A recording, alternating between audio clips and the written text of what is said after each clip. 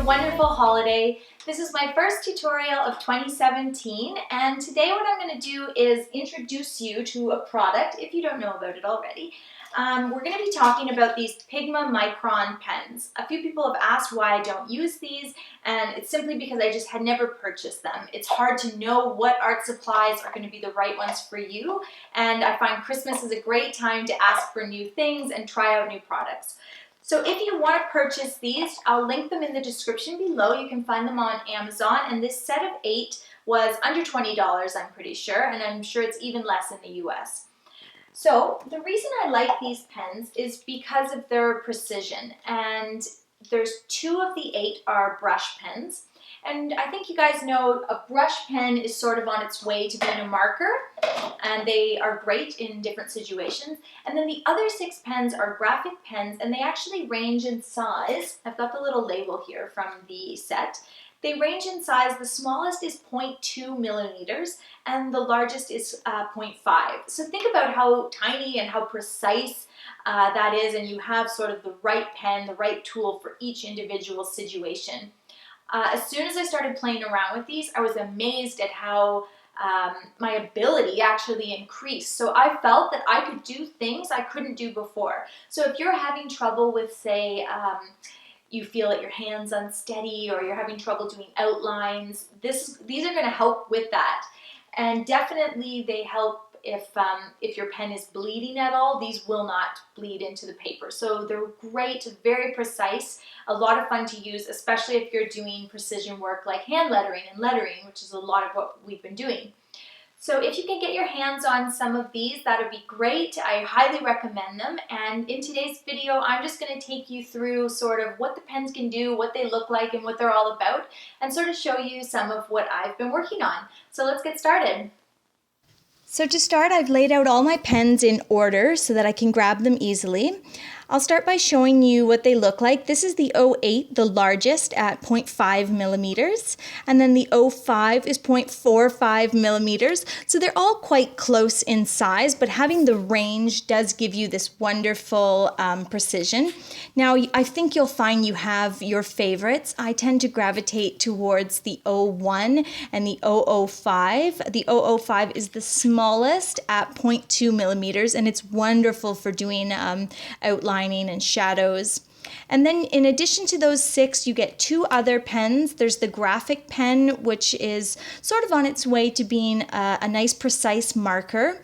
And then the brush pen, or the brush marker, is this one here, and it has that flexible tip that almost looks like a paintbrush. So you can do this brush lettering. That's the type of lettering where you do that really thin, delicate upstroke, and then you apply more pressure for that heavy, thick downstroke. And here's the doodle that I worked on just to sort of introduce myself to these pens. So I found that the 005 was wonderful because I could do this inlining and outlining. And in addition to that, I did some stippling. And stippling is just a form of shading or drawing with dots. So to create darkness, contrast, shadow, you do a lot of dots. And then where you want to highlight or light, you just use the absence of dots, so very few dots. And today what I want to do is take you through a few of the fonts that I worked on that I found a lot easier to create now that I have these pens. So we're going to do this one, the money font here that has the white inlining. But to begin, I'm going to show you how to do a faux calligraphy or a fake calligraphy style of hand lettering with hatching. So what I've done here is I've written out the word lettering in a cursive style writing. Then I'm going in and I'm doing that faux calligraphy by thickening each letter on the downstroke. If you need more info about that, I'll link my fake calligraphy video tutorial in the description below. So you can see here, the reason I've done it in pencil first is so that I can add that thickness, and then when I go over it in pen, I leave the thicker part of the letter.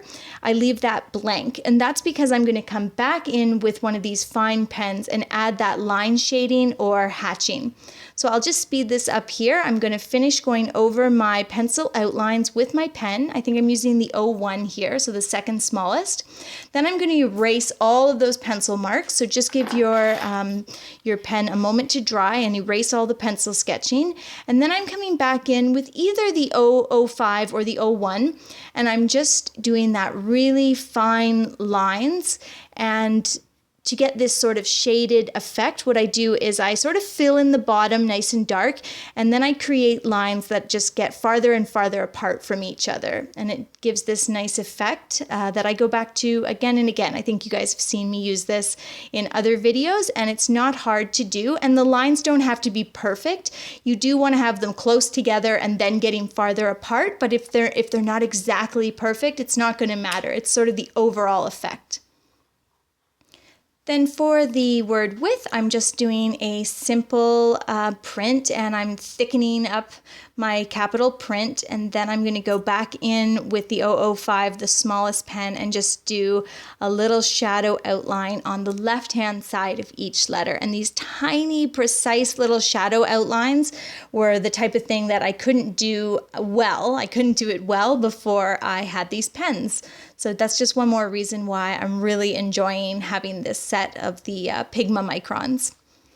So now I'm going to show you how I did that hand lettering with the white inline in the middle of the letter. What I've done here is I've written out the word micron in capital print, and then I've just sort of thickened up my letters, and I'm going to go around the outline of each letter. I'll start with the I here because it's really easy to see what I'm doing, and I'm just blocking off the ends of the letter, and then I'm creating the outline of that white inline, if that makes sense. So I'll show you on the M. I outline the entire letter. I'll just go around and do all of them here actually.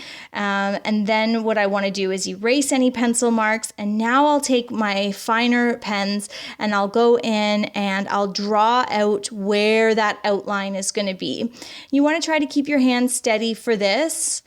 And you're just going to mark off where you're not going to put any black ink.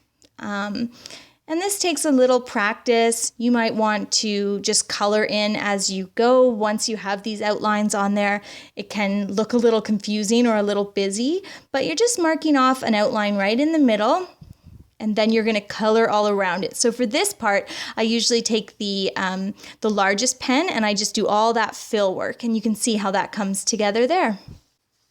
So now I'm just going to finish off the last three letters. I'll just speed this up, but this one I would just say give it a chance, just practice, and you'll get the hang of it. So for the last word, pens, I want to do just another simple shadow font. I'm doing a simple print lettering, thickening the letters a little bit after I put them on the page. And then all I'm going to do is just use that small pen and do another outline or shadow line on the left-hand side of the letter. If you want more info about the faux calligraphy or even the shadow font, I'm going to link all my additional tutorials in the description below, and you can go back and sort of check out some of that material and get started on doing some of these fun hand lettering styles. All right, well, that's pretty much it for today, guys. Thanks so much for watching, and I will be back next week with a new tutorial. If you enjoyed the video, please don't hesitate to hit like and subscribe. See you next week.